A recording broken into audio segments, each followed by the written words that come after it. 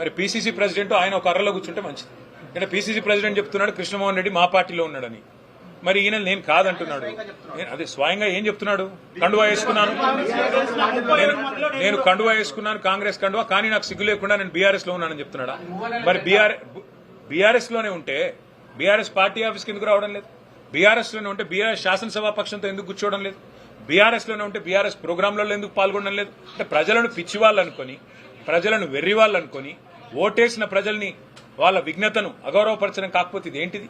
ఇంకోటి, ఎక్కడ చూసినా ఇవాళ మంత్రుల ప్రోగ్రాంలో నిన్న బూతులు తిడుతుంటే జూపల్లి కృష్ణారావు గారు, పొంగులేటి శ్రీనివాసరెడ్డి గారు టీఆర్ఎస్ ని కేసీఆర్ గారిని బూతులు తిడుతుంటే అదే వేదిక మీద పన్లికిలించుకుంటూ కూర్చున్నది ఎవరు? మా బీఆర్ఎస్ ఎమ్మెల్యే కృష్ణమోహన్ రెడ్డి, కాంగ్రెస్ లో చేరిన కృష్ణమోహన్ రెడ్డి. నేను అదే అంటున్నా, వీళ్ళ దురవస్థ ఎట్లా ఉందంటే రెండే లింగాలు ఉంటాయి అవసరమైతే, ముఖ్యమంత్రి గారి భాషలో చెప్పాలంటే, ఒకటి పులింగం, ఇంకోటి స్త్రీలింగం.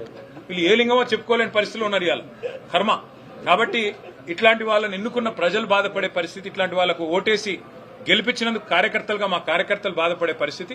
అయినప్పటికీ అత్యున్నత న్యాయస్థానం ఇప్పటికే చెప్పింది స్పీకర్ గారికి, మీరు వెంటనే నిర్ణయం తీసుకోవాలని.